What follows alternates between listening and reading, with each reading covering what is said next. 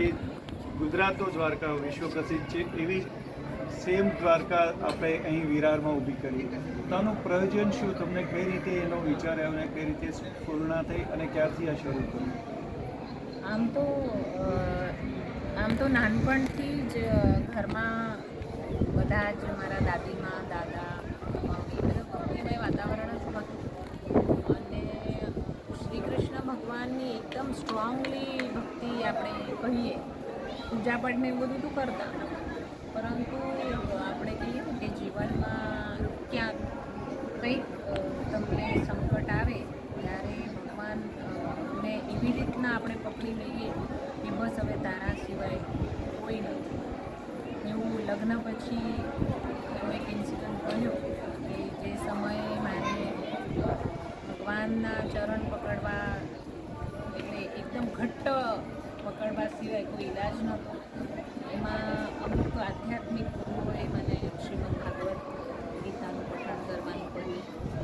એ પઠન કરતાં કરતાં ભગવાન શ્રી કૃષ્ણ રિલેટેડ બુક્સ વાંચતા એટલું બધું કૃષ્ણ ભગવાનનું આકર્ષણ અને એટલી બધી ભક્તિ મારી સ્ટ્રોંગ થઈ ગઈ કે પછી ધીમે ધીમે આપણે કહીએ ગુજરાતીમાં કે સ્વાનુભવ થાય. તો એ જેમ જેમ થતા ગયા એમ મારી ભક્તિ હજુ વધુ ને વધુ દ્રઢ થતી. આ દ્વારકાનું મંદિર આપણે અહીં જે વિરારમાં બનાવ્યું છે એ કઈ રીતે બનાવવાની સ્ફૂર્ણા થઈ અને ક્યારથી શરૂ કરીને અહીં શું શું છે? છેલ્લા 25 વર્ષથી ગુજરાતનું જે દ્વારકા છે, જે ચાર ધામમાં ગણાય છે, એ દ્વારકામાં હું મારા વર્ષનો અંતિમ દિવસ અને નવા વર્ષનો પ્રથમ દિવસ એ છેલ્લા 25 વર્ષથી મારો અખંડ આ નિયમ જે છે એ ચાલી રહ્યો છે. જવું જ છું હું ત્યાં આગળ.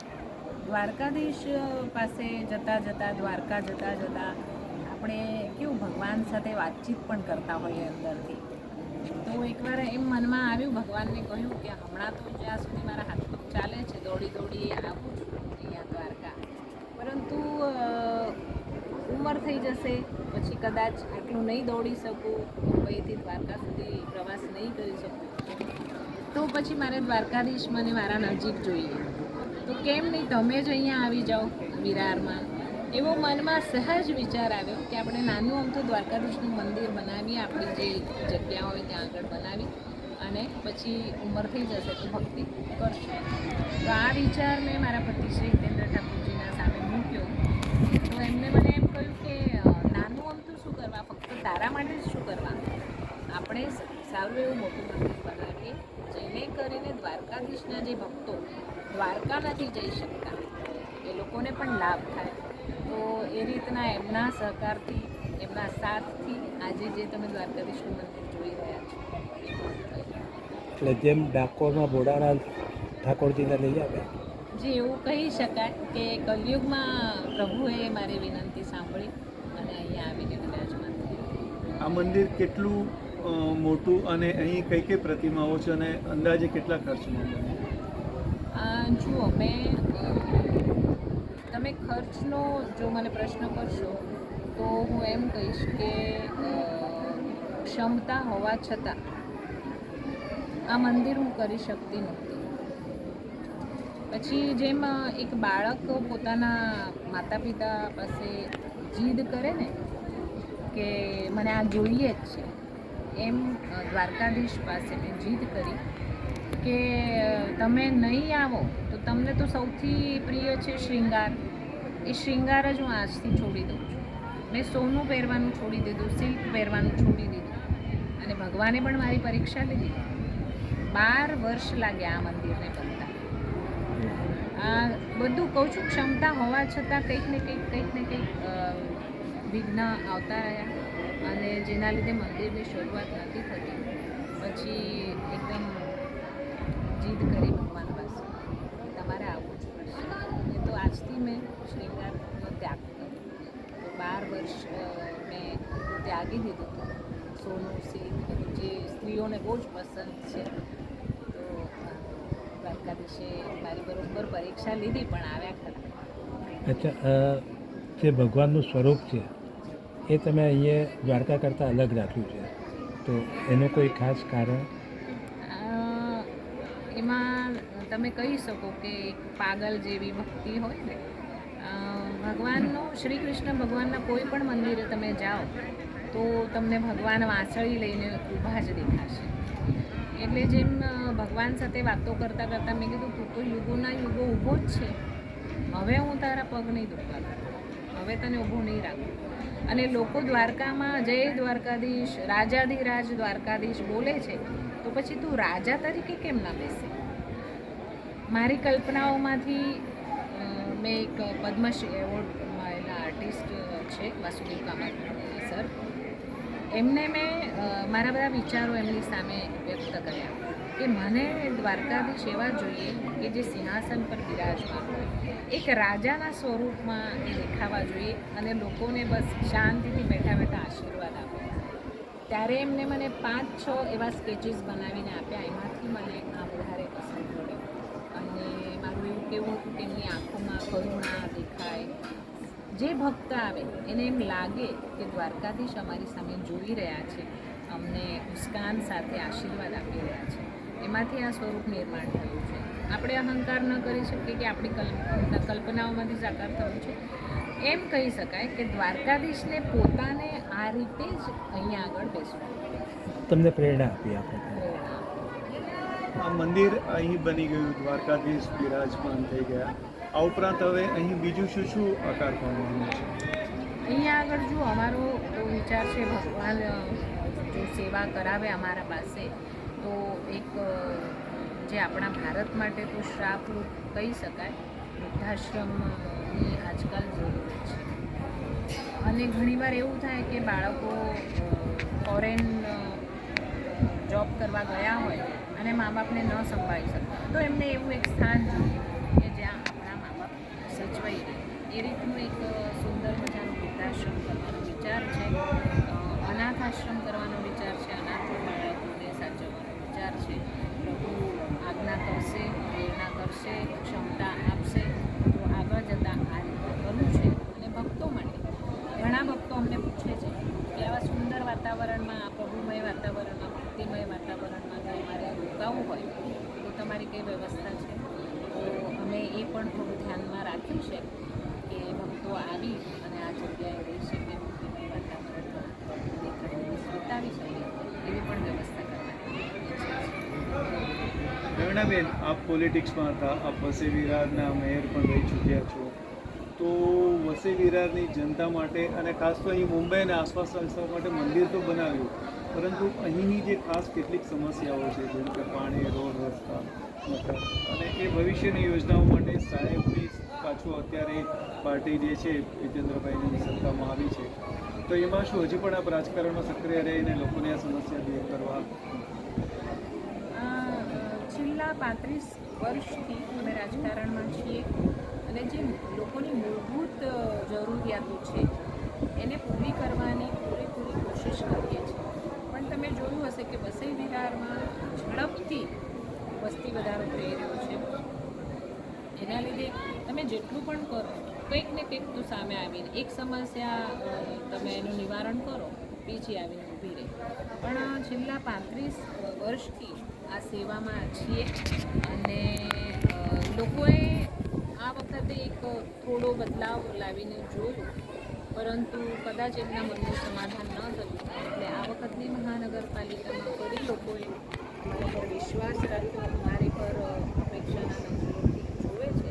તો ભવિષ્યમાં ભલે હું અહીંયા આ મંદિરના એમાં નજીક થઈ ગઈ, પણ છતાં પણ રાજકારણ એ પણ સેવાનું એક માધ્યમ છે, તો એ તો ચાલુ રહેશે પરિવાર તરફથી. જીતેન્દ્ર ઠાકોરજી તો મને એમ લાગે છે કે સેવા વગર રહી જ શકે એમ નથી. કોરોના કાળમાં પણ બધા લોકો પોતપોતાના ઘરમાં બંધ હતા, પરંતુ એ ત્યાં પોતાની ઓફિસમાં લખેને કોઈને આપણી જરૂરત પડી જાય તો એ બેસતા હતા. આજે પણ ઓફિસમાં વગર અપોઇન્ટમેન્ટે જે પણ જાય એને મળે છે. આપ પોતે ભજન લખો પણ છો, પછી ગાઓ પણ છો અને મ્યુઝિક્સનું પણ કરો છો, તો એ આજ કઈ રીતે આપને પૂર્ણ થઈ કે મારે હવે આ કરવું જોઈએ? કે એકચ્યુઅલ સંગીતનો શોખ તો બાળપણથી જ હતો, ભજન ગાવા, ગીતો, ફિલ્મી ગીતો પણ હું ગાતી. પણ ખરો સમય મળ્યો મને કોરોના કાળમાં કે 2-3 વર્ષ ક્યાંય જવાનું જ નહોતું, કોઈ બહારનું કોઈ કામ જ નહોતું. તો એ સમયે મેં ભગવાન શ્રી કૃષ્ણના 3 ભાષામાં ભજન લખ્યા, ગુજરાતી, હિન્દી અને મરાઠી. અને એમાંથી થોડા પોતે જ કમ્પોઝ કર્યા, પોતે જ ગાયા. અને એને હમણાં યુટ્યુબમાં એમાંથી થોડાક ભજનો મેં ગાઈ, રેકોર્ડિંગ કરી અને યુટ્યુબમાં હરિપ્રિયા દ્વારકા નામના ચેનલમાં મેં મૂક્યા છે. અચ્છા, જ્યારે હવે આપણે ફિલ્મીની વાત કરી, ફિલ્મ વિશે વાત કરી, તો હિતેન્દ્રભાઈ અને તમે સાથે જ ભણતા હતા અને તમે ગુજરાતી રાજપૂત છો અને હિતેન્દ્રભાઈ છે, તો કઈ રીતે આ ત્રિવેદી સંગમ થયો? એ પણ ક્ષત્રિય જ છે, પરંતુ અમે જ્યાંથી આવ્યા છીએ મહેસાણા જિલ્લાથી, એટલે સિદ્ધરાજ સોલંકી જે રાજા થઈ ગયા એમના વંશજ. રાજપૂત ખાનદાન એટલે ખૂબ જ ચુસ્ત અને ચુસ્ત. ઘરમાં વાતાવરણ એવું જ હતું. ત્યારે એ સમયે મારા મમ્મી, મારા કાકી સૌ બધા ઘૂંઘટ સિસ્ટમ હતું. અત્યારે આગળની બહુઓને અમે છૂટ આપી છે. તો એ રીતના વાતાવરણમાં હું મોટી થયેલી. ત્યાં તો લવ મેરેજ એ તો એક્સેપ્ટ કરવા જેવું જ નહોતું. તો મારા ઘરમાં શરૂઆતમાં વિરોધ હતો, પરંતુ સામે રહેતા હતા. કોલેજમાં પણ સાથે ભણ્યા, મારાથી 3 વર્ષ સિનિયર હતા. પણ મુલાકાતો વધતી ગઈ અને પછી અમે લગ્ન તો ઘર છોડીને જ કર્યા. મેં 1 વર્ષ સુધી મારા પિયરથી કોઈ મારી સાથે વાતચીત નહોતા કરી રહ્યા. પરંતુ ક્ષિતિજનો જ્યારે જન્મ થયો ત્યારે બધાની મમતા પાછી જાગી ગઈ મારા પ્રત્યે અને બધું ઠીક થઈ ગયું. અવર જવર પાછી અમારા એકબીજાના ઘરમાં ચાલુ થઈ ગઈ. દ્વારકાધીશ અને પોલિટિક્સ અને આ બંને છે, તો હવે તમે ધર્મ અને રાજકારણ આ બંનેનું સમતોલન કઈ રીતે જાળવી શકશો? જો મેં શરૂઆતમાં જ કીધું કે રાજકારણ એ ક્ષેત્ર સેવા માટેનું ક્ષેત્ર છે અને જરૂરી નથી કે આધ્યાત્મિક માણસ રાજકારણ ન કરી શકે. એને અલગ એકદમ ખોટી સમજ છે આપણે.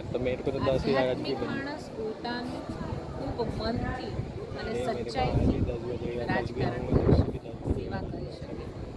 કારણ જો દેખાવાનું આપણે અહીંયા કોઈ ધાર્મિકતા કે આધ્યાત્મિકતા છે નહીં, હૃદયથી ભગવાનને સમર્પિત છે. તો ભગવાનને અગર સમર્પિત હોઈએ તો આપણામાં ઓટોમેટિક સંસ્કાર આવી જ જાય કે દુઃખીજનો પ્રત્યે આપણને દયા ભાવ, સેવા ભાવ જાગૃત થાય. અને અધ્યાત્મનો ખૂબ બધો સપોર્ટ રહે છે રાજકારણમાં કે જ્યારે તમે લોકોની વચ્ચે જાઓ તો એમને બહુ દિલથી સમજી શકો, એમની સમસ્યાઓને બહુ નજીકથી તમે પોતે એને અનુભવી શકો છો. તો આધ્યાત્મિક વ્યક્તિ રાજકારણમાં હોય તો મને લાગે છે કે બહુ સારું. આપે ભગવદ્ ગીતાને શ્રીમદ ભગવદ્ ગીતા પર તો એનો વિચાર ક્યાંથી આવે, કોનું માર્ગદર્શન મળ્યું અને કઈ રીતે લખ્યું છે અને શું છે? શ્રીમદ ભગવદ્ ગીતા જ્યારે મેં વાંચવા લીધી, મને જ્યારે ગુરુજનોએ કહ્યું કે આ વાંચવાથી ખૂબ જીવનમાં ફરક પડશે, તો શરૂઆતમાં તો મારા માથા ઉપરથી જતી હતી. પણ ધીમે ધીમે એનું અધ્યયન કરતાં એવું લાગ્યું કે આજકાલના વ્યસ્ત જીવનમાં લોકો આટલું એમાં ઘણું ડીપ તત્વજ્ઞાન ભરેલું છે, બહુ ગહન વિષય છે. એને મને જ સમજાતું નહોતું. તો મને એમ થયું કે આ વ્યસ્ત જીવનમાં લોકો આને હાથ પણ નહીં લગાડે, તો કેમ નહીં આપણે એને સરળ, ઘણા લોકો એને અનુવાદ કર્યા છે સરળ ભાષામાં, પણ મને એમ થયું કે નાનું બાળક પણ જો વાંચે ને તો એને આમ મજા પડી કે ના બહુ સરસ સમજણ પડે છે. એટલે કાવ્ય સ્વરૂપમાં 3 ભાષામાં, હિન્દી, મરાઠી, ગુજરાતી, કાવ્ય સ્વરૂપમાં મેં શ્રીમદ ભગવદ્ ગીતાનો સાર લખ્યો છે. અને શ્રીમદ ભાગવત મહાપુરાણ, ભગવાન શ્રી કૃષ્ણની ભક્ત હોવાના લીધે એમના રિલેટેડ બધા જ પુસ્તકો, મહાભારત કે શ્રીમદ ભાગવત મહાપુરાણ, ભાગવત સપ્તાહોમાં જે અટેન્ડન્સ આપણે આપીએ તેનાથી એક અલગ એટ્રેક્શન થાય ભગવાન પ્રત્યે. તો શ્રીમદ ભાગવત મહાપુરાણને પણ મેં વાંચ્યું, સમજ્યું અને એને પણ હિન્દીમાં સરળ ભાષામાં લખ્યું છે. ત્યારે એ પ્રકાશિત બહાર થયું છે કે ફક્ત આપણે અત્યારે? મેં એકચ્યુઅલ એ સેલ કરવા માટે નથી રાખ્યું. ના ના પણ હા જે હા એને છાપ્યું છે, મારી પાસે છે. અને જે ભક્ત વ્યક્તિ છે અને જેની ઈચ્છા છે એને હું લઈ જાઉં. પરંતુ જે રીતે આપે હમણાં કહ્યું કે જે મૂળ જે ભગવદ્ ગીતા અથવા ભગવદ્ પુરાણ છે એ ઘણું એમાં સમજવાનું મુશ્કેલ પડે છે. તો તમે જ્યારે સરળ ભાષામાં અને એકદમ સરળ કાવ્યમાં કર્યું છે તો દરેકને માટે અવેલેબલ થાય એવું વિચારમાં નથી થતો.